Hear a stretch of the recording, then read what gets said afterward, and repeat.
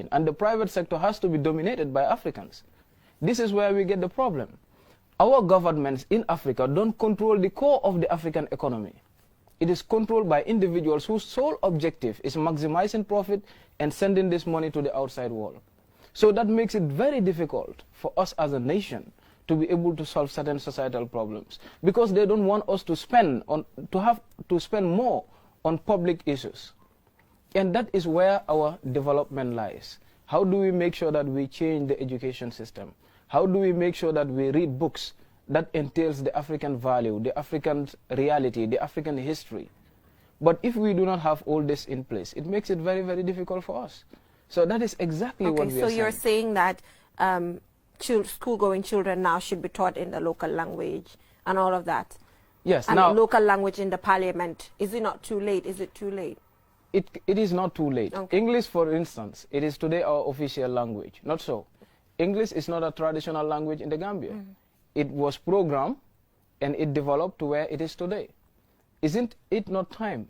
People have been saying that for the past 10 years, even in the Gambia's parliament, that we need to look inward about the ethnic groups that we have here, about the languages that we have within the country.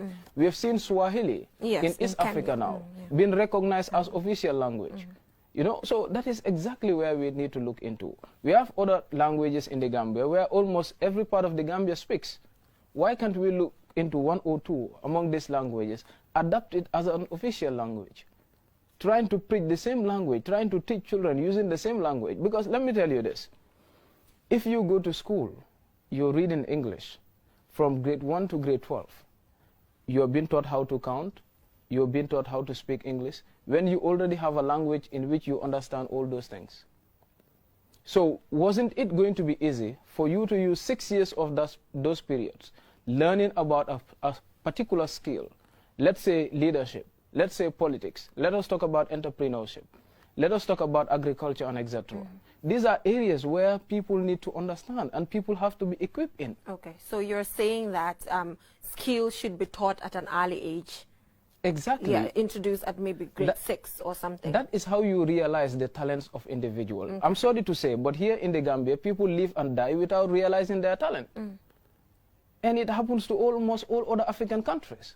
Isn't it not time for us to have mechanisms where we can easily identify the skills of individuals at a very young age and tailor it in a way that it will be productive for the society? That is true, but sometimes if you look at public schools, how many students are in one class? And how can that teacher really know the learning styles of each and every child in that particular classroom? That is also a constraint. Now, let us see this. In the Western world that imposes this education system with us, there is no school that doesn't have career counseling. Each student have an opportunity to meet an individual who coach them based on their careers and talents. Sure. So how comes we are taking this bad style of teaching an education system from them and not seeing the actual things that they are doing? We have seen the Scandinavian countries today where they easily channel their kids in a way that they just develop a skill at a very young age. Before you reach grade 12, you can do something extremely well. Okay. Isn't it not time for us to look into that? Look at Rwanda, for instance. They have a good model, but technology has been the solution to most of their problems today. Children at primary school are now exposed to technology. That is where we need to look into, because this is the 21st century. We cannot develop in the absence of technology. So are you trying to say that we did take the education system from the West, but we are not really implementing it the way they're implementing theirs? Is that what you're saying? The problem is they give us a good model, and we never have chance. They give us a bad model, and we never have chance to correct it. Okay. So what we need to do is, how do we correct it? This is not the education system that they're having in the West. How comes they introduce this to us and then adopt a different thing? Isn't it time for us to look into that? Okay, but so are you trying to say that they gave us an education system, but we are not implementing it the way they are implementing it in their countries? They gave us exactly what we are implementing. Okay. They gave us exactly what we are implementing, because they understand that in order to dominate us, the education system must be defeated. This has been the program of the colonizers, and that is exactly what they left with us. So they never adopt this system because they know it is not good. So what are they adopting? What are they using? So that is why I said it is high time for Africa to look inward.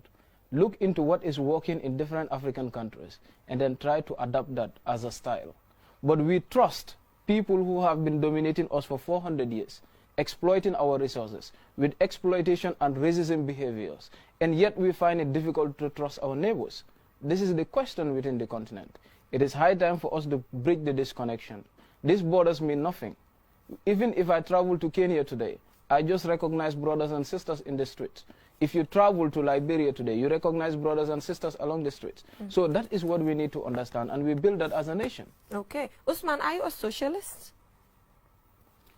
I just want to give this as an answer. Okay. Because a kind of a question was asked to Nelson Mandela, and his response was that we don't care whether the cat is black or white as long as it can catch mice. Okay. So socialist, capitalist, communist, what I believe is an African model that is going to work for the African continent. Okay, so you don't have a specific ideology that you're following? Because all these ideologies are borrowed. Okay. Isn't it high time for us to think about what works in Africa? Okay. If a socialist can be put in an African model, a socialist system that entails the African reality, the African development agenda, and things that can make it work for us, why not we go for it? Okay, so that is why I'm asking, are you one?